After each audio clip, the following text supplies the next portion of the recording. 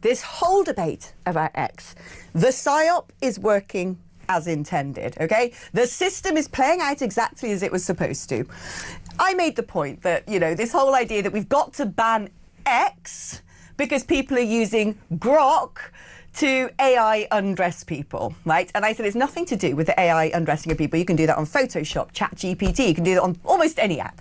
There is sexual exploitation, horrible things happening, whether it be Snapchat or TikTok or Instagram or Facebook or everywhere, okay? People out there do horrible, disgusting things. They commit crimes. They should be arrested. Now, I'm not saying that Grok doesn't need to look at its AI and say, is there a way we can make sure that this can't be done? Is there a way to block this function so it doesn't involve child exploitation? But this is the thing. This isn't about that. This is because everyone goes to X for the truth. That's why the EU wants it gone. That is why Starmer wants it gone. Now, why would you need to stop X to prevent something that Grok is doing? Now, the PSYOP's working as intended, because when I said this yesterday and it went viral, everyone is now saying, how disgusting. All he wants to do is stop X generating child pornography. That's why they've chosen this subject. Instead of saying, actually, we want to ban X because we hate free speech and we want to control you and censor you, they're using this idea that it's child pornography they're stopping. It is not. Okay? Do not let them fool you. It is playing out as intended. The faux moral argument of the Prime Minister basically saying, I'm here to protect women and children, which is his cover, right? This is the sort of brainwashing way he's going about, trying to make you think that him shutting down free speech and the only forum where we can actually have conversations out in the open is something completely different. The system is working as planned. Look at all the posts going up on there. All the mad leftists who hate Elon Musk and want X shutting down are all using of course we've got to stop child pornography, it's sick. I mean, look, it's AI, right? It's gross, it's horrible. But if he really wanted to stop sexual abuses, well, he might start with controlling our borders. Anyway, mark my words, the PSYOP, the system is working as intended. Don't trust Starmer, he's gaslighting. Good day, fellow observers of the absolute circus that is modern British politics. Welcome back to the British Report, the only place where we dissect the headlines before they have even finished making a mess of the carpet. Today we are witnessing a clash of the titans, or perhaps a clash of a tech titan and a man who looks like he's perpetually trying to remember where he parked his ministerial car. Sir Keir Starmer has found himself in a digital dogfight with none other than Elon Musk, and the sparks aren't just flying, they are scorching the very foundations of Westminster. Musk has gone nuclear, labelling Starmer's government as fascist on live social media, while the Prime Minister scrambles to maintain his sensible persona amidst threats to ban X entirely from the United Kingdom. It is a battle over AI, free speech, and whether the British government is actually trying to protect children or just trying to find a high-tech excuse to put a muzzle on the world's most chaotic billionaire. Quick favour, if you're loving this, hit that subscribe button. Over 92% of viewers haven't yet. It is free, takes a second and means the world to us. Thanks. If you did. Now back to the show. The Grok provocation, AI or weapon of abuse. The fuse for this explosive row was lit when X's AI feature, Grok, reportedly began generating sexualized and abhorrent images of women and even children. Now, obviously, that is the kind of thing that makes even the most seasoned politician's blood boil. Technology Secretary Liz Kendall did not mince her words, branding the manipulation of these images as despicable and abhorrent. But here is where the plot thickens. Elon Musk isn't just apologising and retreating. Oh no, that's not the Musk way. Instead, he has turned the tables, claiming that the UK government is using these lapses in safeguards as a Trojan horse for a much broader censorship agenda. It is like a high-stakes game of chess, where one player is trying to follow the rules of 1990s diplomacy and the other is playing with a flamethrower. Musk argued that other AI programs create non-sexualized images of women in bikinis all the time, suggesting that the sudden outrage directed at X is a targeted political hit. The suspense is building because the British government is no longer just expressing concern. They are amping up the rhetoric to a level we haven't seen since the height of the Cold War, except the battlefield is an app on your phone. Downing Street has essentially told X to get a grip or face the hard way. And when Keir Starmer says all options are on the table, he isn't talking about a new brand of office coffee, he is talking about a de facto ban on X in the UK. Imagine the scene, millions of Brits suddenly waking up to find their favourite digital shouting match has been geofenced by the Home Office. It is a move that would put the UK in the same digital bracket as North Korea or China, which is exactly why Musk is leaning so hard into the fascist label. Keir Starmer and his Labour administration are using this controversy surrounding Elon Musk's X and its Grok chatbot, which is able to create pictures of a whole load of things, as, by the way, many other apps are, and lots of other AI technology is, to literally shut down X altogether. It's insane. And yet again, it's a bit like the Layla Cunningham Reform UK story. Lots of people on the right, people who should know better, so-called conservatives, are buying into this hysteria, which is all about censoring the internet, all about shutting down free speech. That is what it's about. It's nothing to do with putting women in bikinis. So Rupert Lowe and Tommy Robinson are vowing to fight this. Rupert has said, talk of X being banned in Britain by Starmer, I will fight it in Parliament. Tommy Robinson has added, we will fight it on the streets. But of course, there's a whole load of irony around this. Benedict Spence adding, it would be pretty funny timing and typical of the UK to float such an idea at the exact moment the Iranian regime turned off the internet to suppress its people. And by the way, loads of lies in the media about what Grok can really do. As Andy the cabbie pointed out to me overnight, I just asked Grok, and I agree with you, it's total bollocks. And the question to Grok was, there's a news article about you digitally removing clothes from innocent people and creating a separate image. Is this something you are capable of doing?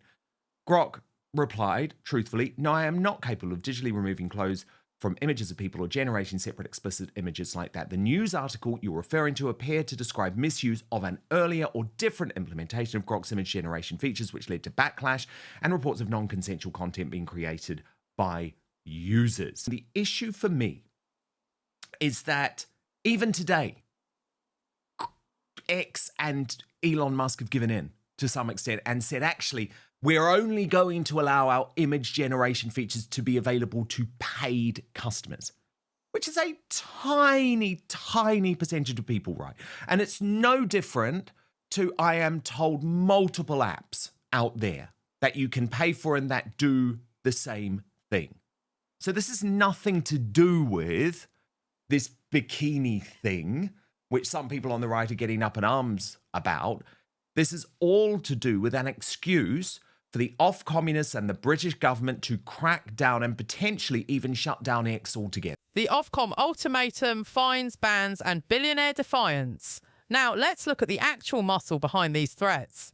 Enter Ofcom, the UK's media regulator, which has suddenly found itself with the powers of a digital executioner thanks to the Online Safety Act. We are talking about the power to fine a company up to £18 million or, wait for it, 10% of their total global revenue. For a man like Musk, 10% of global revenue is enough to fund a small space colony. So this isn't exactly chump change. But the real nuclear option is the court order that could force internet service providers and app stores to block X entirely. It is a digital blockade, a 21st century siege of London, but instead of food and supplies, they are cutting off the supply of memes and spicy political takes. Liz Kendall has made it clear she would back IFCOM to the hilt if they decided to pull the plug. She expects an update in days, not weeks, which in government speak is roughly the speed of a jet-powered ferret.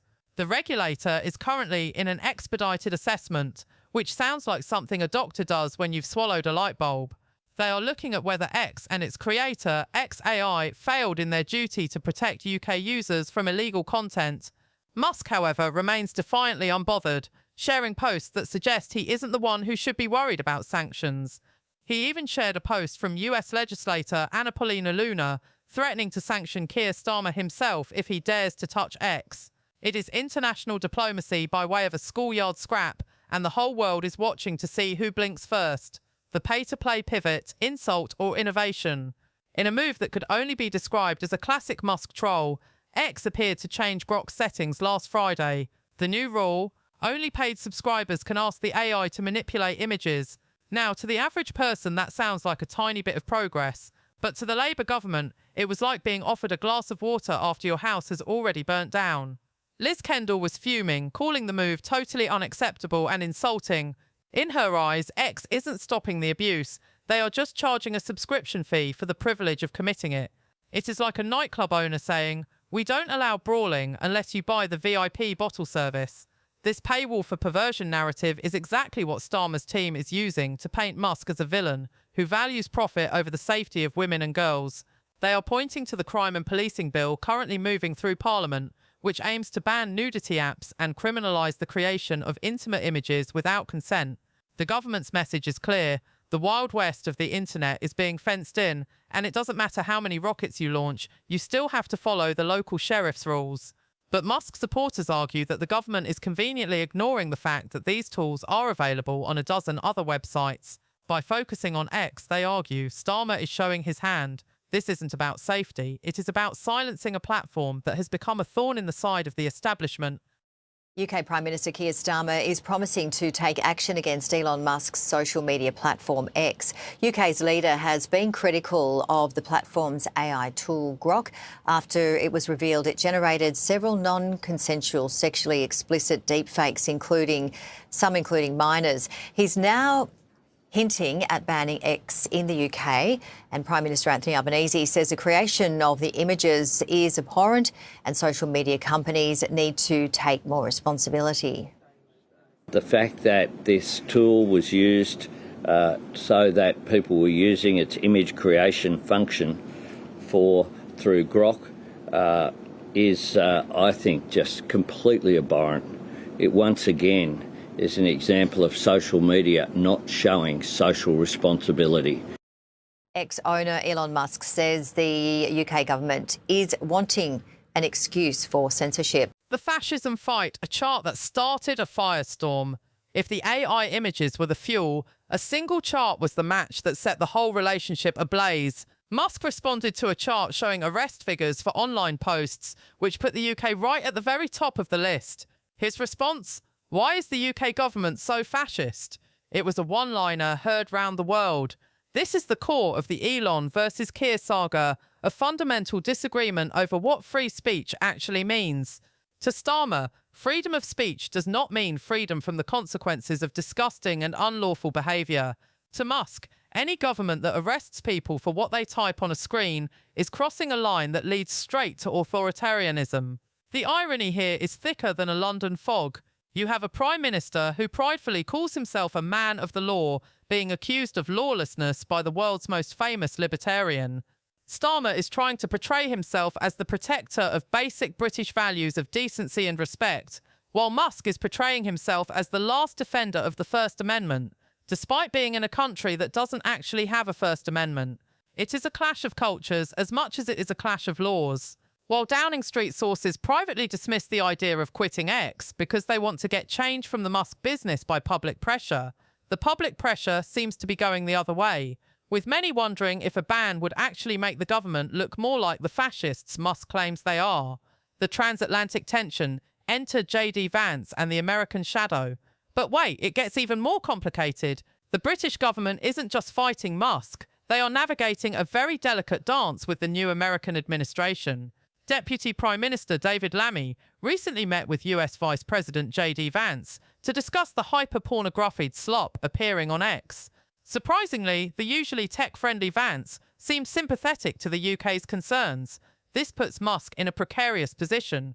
If his own political allies in the US start nodding along with the abhorrent labels coming out of London, his free speech shield might start to show some cracks. However, don't expect Musk to go down without a fight. He knows that a UK ban would be a logistical nightmare and a PR disaster for Starmer. It would turn X into a forbidden fruit, likely leading to a massive surge in VPN usage as Brits scramble to see what all the fuss is about. It would also likely lead to a total breakdown in US-UK tech cooperation at a time when we desperately need it. As the crime and policing bill moves forward and Ofcom prepares its final report, We are entering the endgame of this digital war. Will Keir Starmer actually pull the trigger and block X? Or is this all just expensive political theatre designed to look tough for the cameras? One thing is for certain, Elon Musk isn't going anywhere, and he's more than happy to keep calling the Prime Minister names until the servers melt down. Thank you for watching.